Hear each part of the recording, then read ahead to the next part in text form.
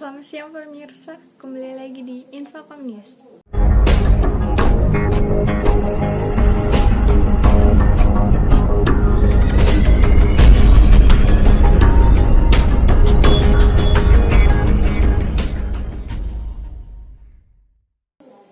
Saya Fauza Alifananda, berita pertama datang dari Jawa Timur. Polisi membubarkan masa pendukung paslon calon Bupati Ponorogo, Jawa Timur. Ratusan anggota massa dari salah satu pasangan calon bupati dan calon wakil bupati Ponorogo, Jawa Timur ini langsung diminta keluar dari kawasan Gedung Sasana Praja oleh polisi Kamis malam. Para pendukung salah satu paslon ini diusir karena melanggar aturan KPU, yakni proses pengundian nomor urut hanya boleh dihadiri calon bupati dan calon wakil bupati saja. Meski dibubarkan dari gedung tempat pengundian nomor urut, namun ratusan anggota massa ini tetap berkerumun di sekitar lokasi. Kapolres Ponorogo sempat memarahi para pendukung karena mengganggu arus lalu lintas penghubung Ponorogo Madiun serta Ponorogo Pacitan. Tadi juga kita bubarkan, alhamdulillah juga berjalan dengan aman tertib.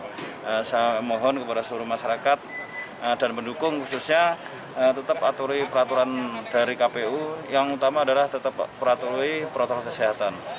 Jika nantinya masa kampanye tetap melanggar protokol kesehatan, seperti apa kemudian ya, dari polisi? Kita sesuai dengan dari Perda, dari Perkap, dari seluruhnya peraturan-peraturan yang ada, khususnya maklumat dari Pak Kapolri khususnya. Jadi tidak boleh melakukan konvoi, tidak boleh melakukan arah-arahan. Pada pemilihan Bupati Wakil Bupati Ponorogo, terdapat dua pasangan calon, yakni petahana pasangan Ipong Muhlisoni Bambang Triwahono melawan pasangan Sugiri Sancoko Lis Diarita. Sementara itu, Badan Pengawas Pemilu Kabupaten Sleman Daerah Istimewa Yogyakarta sedang mengkaji dugaan pelanggaran peraturan KPU yang dilakukan pasangan calon dalam pengundian nomor urut. Pengundian nomor urut pasangan calon Bupati dan Wakil Bupati Sleman tetap dihadiri para pendukung paslon. Padahal, sesuai peraturan KPU nomor 13 tahun 2020 yang keluar sehari sebelumnya, pasangan calon, partai politik dan tim kampanye dilarang melakukan iring-iringan dan menghadirkan massa pendukung baik di dalam maupun di luar ruangan pelaksanaan acara. Sesuai PKPU tersebut, pengundian nomor urut seharusnya ditunda sehari sesudahnya. Atas kejadian ini, Bawaslu Sleman berjanji akan melakukan kajian yang hasilnya akan disampaikan ke publik. Di dalam PKPU 13 tahun 2020 yang baru saja diundangkan oleh KPU tadi malam, intinya pada saat proses pengundian nomor urut ini, pasangan calon tidak boleh membawa pendukung, arak-arakan dan segala macamnya. Dan itu sudah kami sampaikan dalam forum pleno tadi di dalam oleh perwakilan Bawaslu Kabupaten Sleman, oleh Pak Ketua, dan disampaikan juga ke KPU. Namun prosesnya kan tetap berlanjut prosesnya. Di daerah istimewa Yogyakarta akan menggelar pilkada di 3 kabupaten, yaitu Sleman, Gunung Kidul, dan Bantul. Tim Liputan CNN Indonesia. Berita selanjutnya yaitu Polda Metro Jaya kembali membongkar praktik klinik aborsi ilegal di Jalan Percetakan Negara Jakarta Pusat.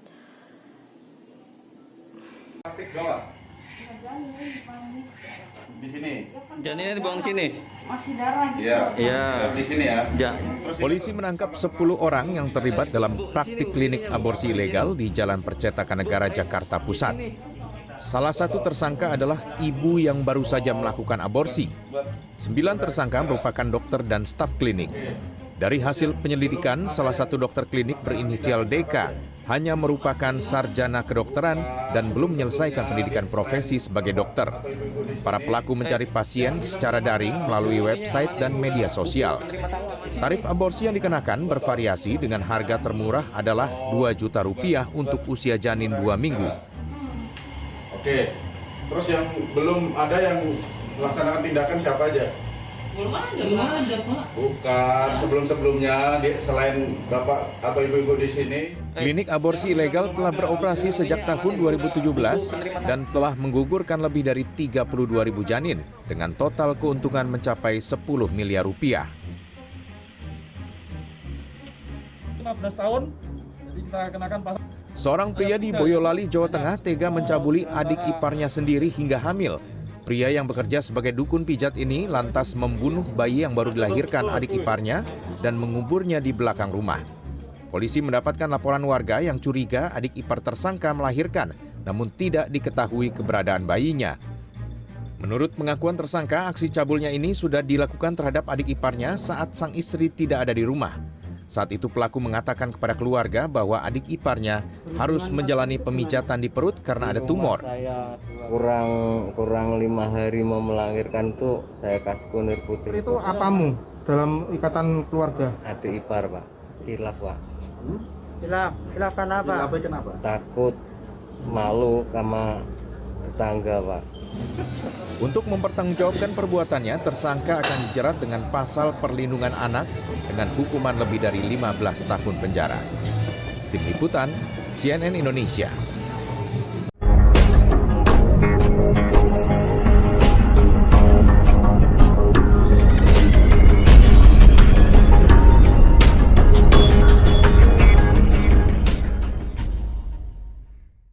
Shopee Pipi ada gratis ongkir ekstra, juga ada late back sale, ingat 99.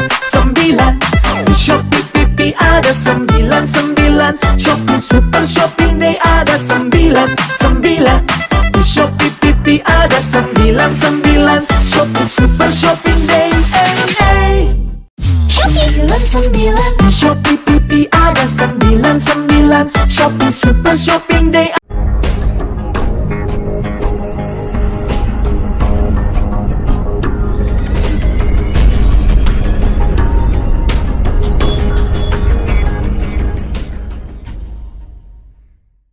Pemerintah Provinsi Banten kembali memperpanjang pembatasan skala besar atau PSBB di Kota Tangerang hingga 2 pekan ke depan. PSBB jilid ke-10 kali ini diiringi dengan berbagai pembatasan, mulai dari aktivitas pusat keramaian masyarakat, hingga pengetatan pengawasan terhadap akses keluar masuk di Balai Kota Tangerang.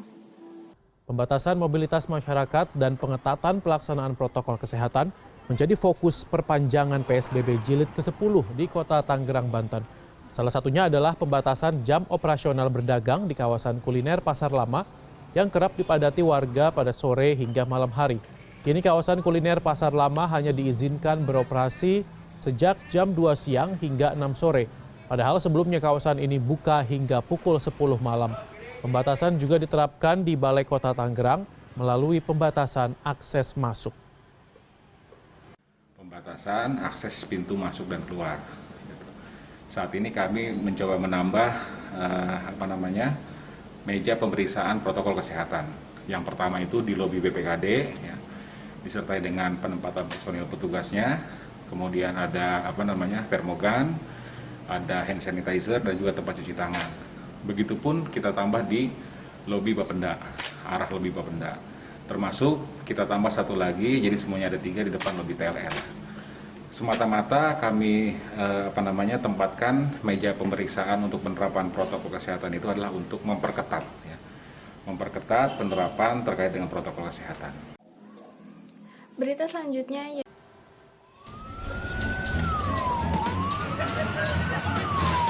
Kebakaran ini terjadi di Desa Sukaharja, Kecamatan Truk Jambe Timur, Kabupaten Karawang, Jawa Barat, Rabu dini hari. Kobaran api menghanguskan 2 buah kios mebel rotan dan 1 kios penjual helm di Jalan Galuh Mas. Banyaknya material yang mudah terbakar membuat kobaran api cepat membesar. Api baru dapat dijinakan 1 jam kemudian setelah 2 mobil pemadam kebakaran diterjunkan ke lokasi kejadian. Tidak ada korban jiwa dalam kejadian ini. Penyebab kebakaran masih diselidiki petugas Polsek Truk Jambe. Untuk saat ini belum saya selidiki, Pak. Barangkali besar kemungkinan dari arus pendek listrik. 2 armada yang diberangkatkan dari Pako Pusat Karawang. Yang jadi permasalahan kita kendalanya ini dari sumber air, Pak. Kalau di Karawang ini susah.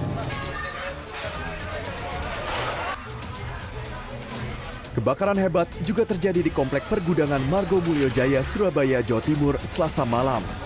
Menurut saksi mata, kobaran api berawal dari salah satu gudang yang menyimpan sembako. Api yang cepat membesar menjalar ke 2 gudang di sebelahnya milik sebuah jasa ekspedisi. Hebatnya kobaran api membuat petugas harus mengerahkan 31 mobil pemadam kebakaran, serta 2 mobil Skylift untuk menjinakkan api. Api baru bisa dikendalikan 3 jam kemudian. Awal kebakarannya di balik sana, di arah jam 6. Kebakaran satu toko di belakang. Kemudian terjadi perambatan karena yang ada di gudang ini isinya rata-rata kertas dan plastik sama kaca. Kejadian ini tidak menimbulkan korban jiwa karena saat kebakaran karyawan sudah pulang dan gudang terkunci. Tim Polrestabes Surabaya masih menyelidiki penyebab pasti kebakaran ini. Tim Liputan CNN Indonesia.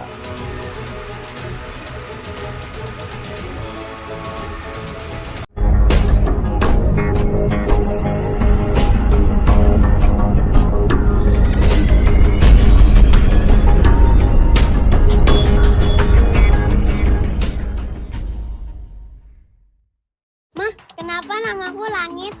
Mama sayang kamu setinggi langit. Kalau gitu, aku mau tumbuh setinggi langit menjadi kebanggaan mama. Kaya nutrisi, ku tumbuh tinggi. Ayo jadi bintang senam Hilo School. Menangkan kesempatan tampil di TV dan hadiah total senilai 15 juta rupiah. Kenapa namaku Langit? Mama sayang kamu setinggi langit. Kalau gitu, aku mau tumbuh setinggi langit menjadi kebanggaan mama. Kaya nutrisi, ku tumbuh tinggi.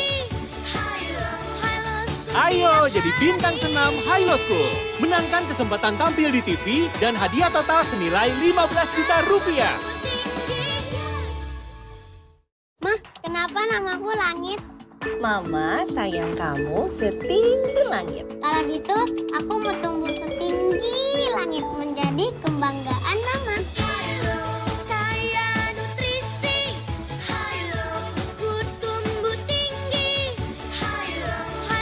Ayo jadi bintang senam Hilo School. Menangkan kesempatan tampil di TV dan hadiah total senilai 15 juta rupiah. Kenapa namaku Langit? Mama sayang kamu setinggi langit. Kalau gitu, aku mau tumbuh setinggi langit menjadi kebanggaan mama. Kaya nutrisi, ku tumbuh tinggi.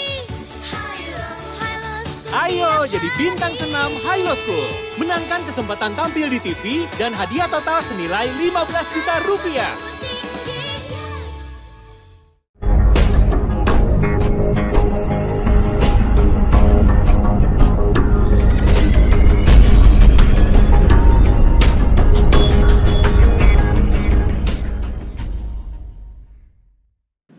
Unjuk rasa memperingati Hari Tani di Makassar berujung bentrok. Sejumlah mahasiswa dan polisi terluka hingga Kamis malam. Para mahasiswa masih bertahan di depan Mapolrestabes Makassar. Unjuk rasa peringatan Hari Tani yang berlangsung di depan gedung DPRD Sulawesi Selatan pada Kamis siang awalnya berjalan damai. Pengunjuk rasa mengkritisi kebijakan pemerintah yang tidak berpihak pada petani. Namun aksi ini tiba-tiba ricuh dan berujung bentrok dengan aparat kepolisian. Akibatnya 10 demonstran dan 3 polisi terluka. Dalam aksi ini polisi menahan 5 orang pengunjuk rasa. Namun menurut demonstran ada 19 orang yang ditahan. Ratusan pengunjuk rasa lalu menyambangi markas Polrestabes Makassar di Jalan Ahmad Yani mendesak para pengunjuk rasa yang ditahan dibebaskan. Pas dihampur teman-teman itu saya berusaha melerai ini yang baku gesekan. Ya. Cuma ada satu oknum polisi yang sudah sering memegang senjata. Ya. Saya temani berdebat, tapi mungkin sudah terbakar sama emosi, langsung mencong senjata dihantam ke kepala. Oh kita bukan tindakan yang di luar yang tidak sepatutnya, di mana dia melakukan tindak pidana, ya termasuk ada pengeroyokan. Dan akhirnya anggota dari pihak kepolisian yang Polrestabes ada 3 orang yang terluka, di mana salah satunya ada anggota yang tangannya jarinya patah. Hingga Kamis malam puluhan pengunjuk rasa masih bertahan di sekitar Mapolrestabes Makassar menunggu pembebasan rekan-rekannya. Tim Liputan CNN Indonesia. Sebanyak 18 kru radio Surabaya terpapar COVID-19. Saat ini Pemkot Surabaya mengkarantina 18 kru radio Surabaya hingga hasil swab ulang mereka negatif. Melalui web suarasurabaya.net, perusahaan Radio Suara Surabaya mengonfirmasi jika ada 18 krunya yang terkonfirmasi positif COVID-19. Temuan ini bermula dari rapid test yang dilakukan secara acak terhadap kru pada 31 Agustus 2020 dan ditemukan adanya kru yang reaktif. Temuan tersebut direspon dengan melakukan swab kepada seluruh kru secara bergelombang mulai 2 September hingga 4 September 2020. Dan hasilnya 18 kru dinyatakan positif COVID-19. Saat ini ke-18 kru Radio Suara Surabaya dikarantina di Asrama Haji Surabaya hingga swab ulang terhadap para kru yang terpapar ini dinyatakan negatif COVID-19. Tidak hanya itu, Dinas Kesehatan Kota Surabaya juga tengah melakukan tracing dan swab terhadap keluarga yang kontak erat dengan mereka. Beberapa waktu yang lalu ada salah satu radio yang melakukan pemeriksaan mandiri, swab mandiri. Terus kemudian setelah itu ya ditemukan beberapa karyawannya yang terkonfirmasi COVID-19. Setelah itu dari manajemen berkomunikasi dengan Satgas Pemerintah Kota Surabaya dan sampai saat ini langsung ditindaklanjuti dengan melakukan tracing terhadap kontak erat yang terkonfirmasi COVID. Ya, kemudian setelah itu insya Allah langsung kontak erat ini akan dilakukan swab bagi kontak erat keluarga ya, keluarga kontak erat ini.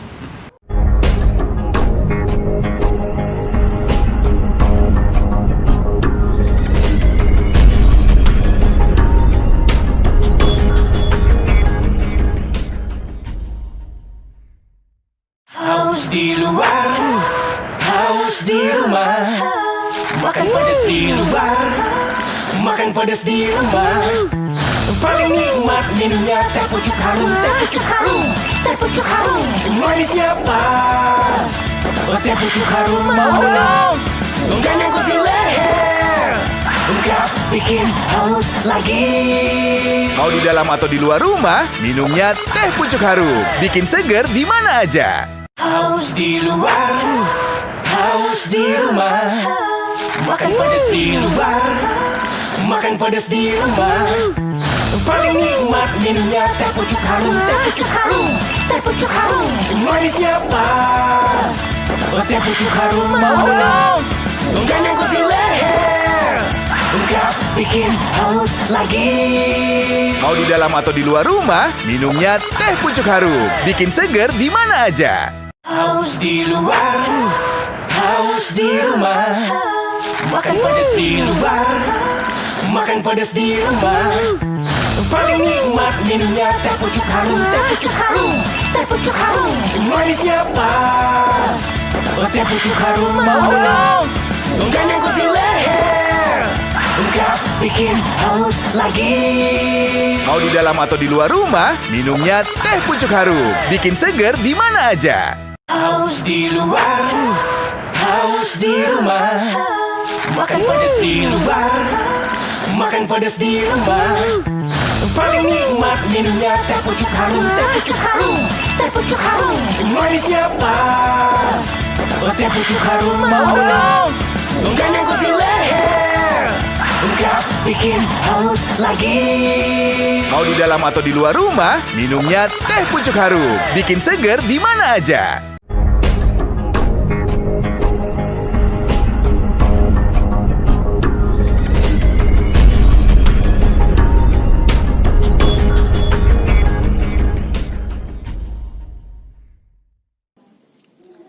Sebuah perhelatan musik dangdut digelar Wakil Ketua DPRD Kota Tegal, Jawa Tengah.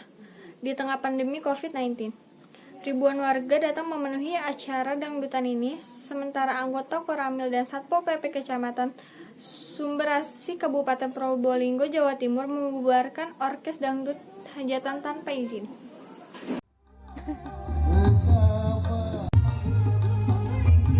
Pentas musik ini diselenggarakan oleh Wakil Ketua DPRD Kota Tegal, Wasmat Edi Susilo, di lapangan Tegal Selatan pada Rabu malam.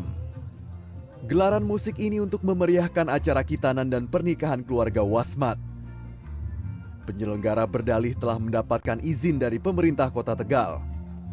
Bahkan pengajuan izin telah dilakukan pada 1 September lalu sebelum adanya peningkatan jumlah sebaran COVID-19. Sementara itu Pemkot Tegal dan kepolisian setempat menyebut izin awal yang diajukan penyelenggara adalah pernikahan dan khitanan dengan hiburan organ tunggal. Namun pada pelaksanaannya penyelenggara justru menggelar pentas musik di lapangan yang mengundang banyak kerumunan warga. Terkait kasus ini penyelenggara telah dimintai keterangan oleh tim dari Polda. Namun yang jadi masalah adalah ini kan berlangsung malam hari. Kalau malam hari pasti akan mengundang keramaian. Jadi masyarakat akan datang kepada di mana ada suara dangdutan itu kan begitu, ya kan? Makanya terus kemudian ada laporan setelah itu baru dibubarkan. Artinya memang sudah larut malam, mungkin jam 23 lebih dikit kayak mereka dibubarkan.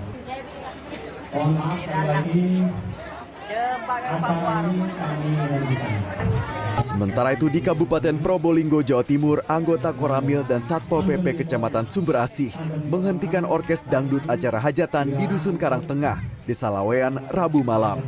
Satgas COVID-19 Kabupaten Probolinggo, sesuai surat edaran Bupati, hajatan dan kegiatan keramaian harus diatur sesuai protokol kesehatan.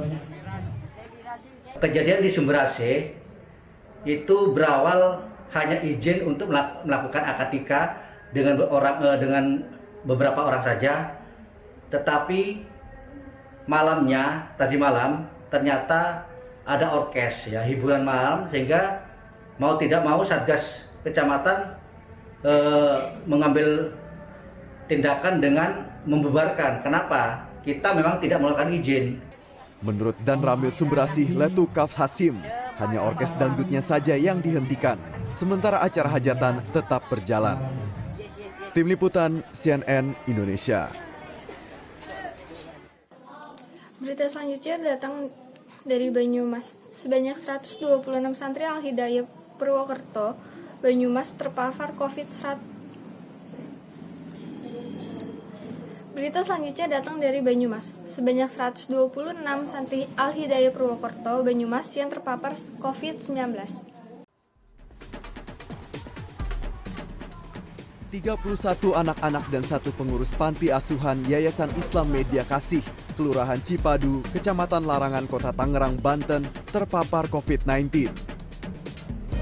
Temuan ini berdasarkan hasil pemeriksaan swab Dinas Kesehatan Kota Tangerang, Banten, Rabu 23 September lalu.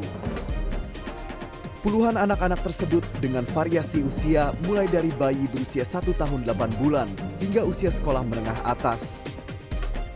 Mereka kini menjalani isolasi di Puskesmas Jurumudi Baru yang merupakan fasilitas kesehatan rujukan COVID-19.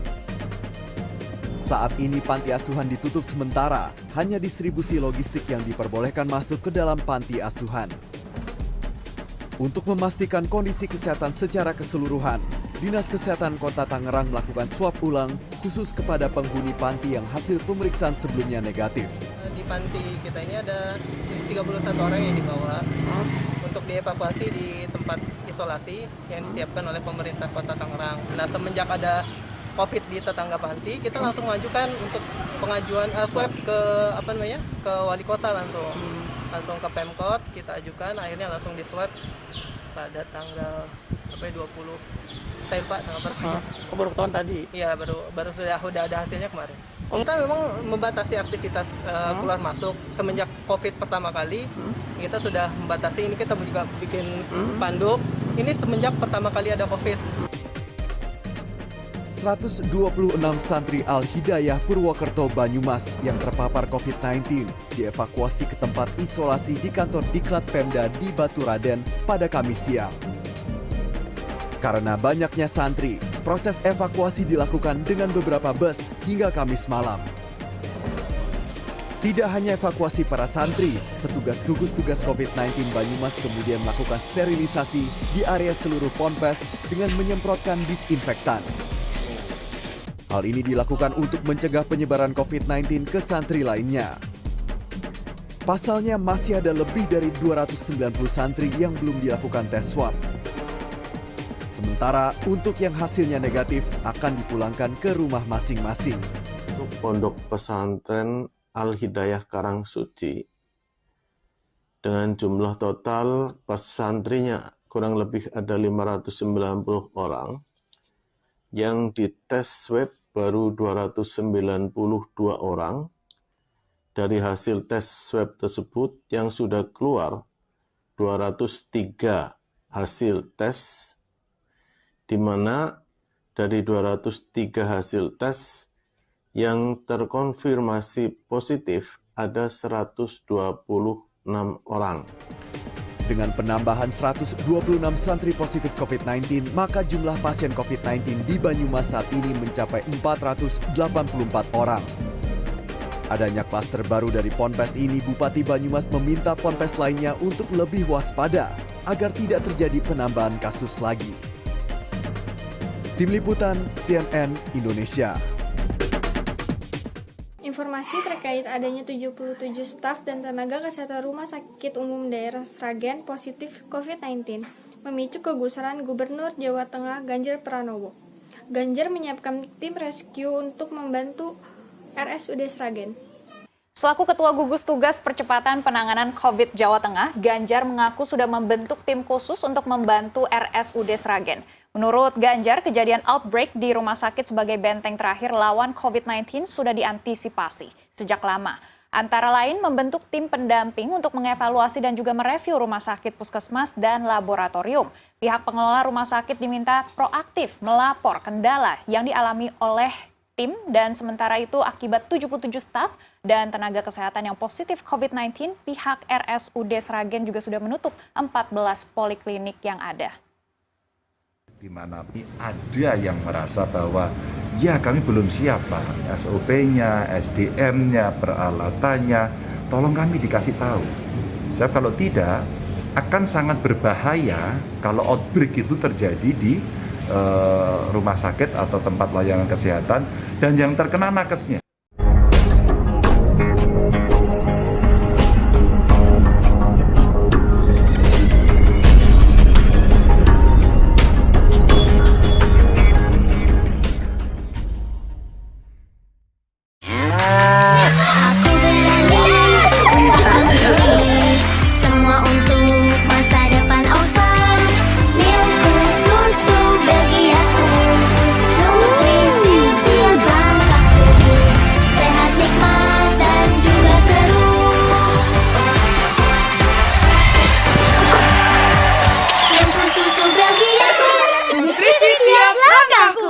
Milku susu Belgia cuma 3.000 dari Wings Food. Aku berani untuk memilih semua untuk masa depan awesome.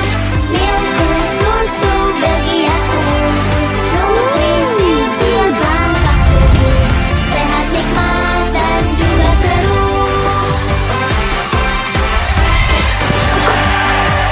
Milku susu Belgia, nutrisi tiap langkahku. Baru Milku susu Belgia cuma 3.000 dari Wings Food. Aku berani untuk memilih semua untuk masa depan awesome. Milku susu Belgia, nutrisi tiap langkahku, sehat, nikmat, dan juga seru.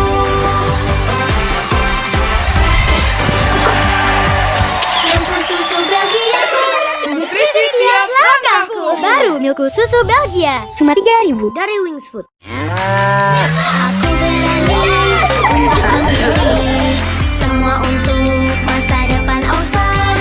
Milku susu Belgia, nutrisi tiap langkahku, sehat, nikmat, dan juga seru.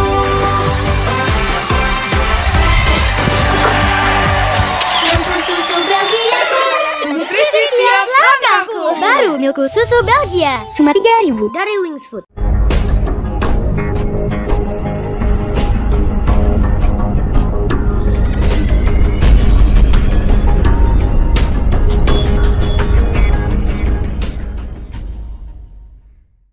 Sekian dari saya Fauzi Alifa Ananda, sampai jumpa.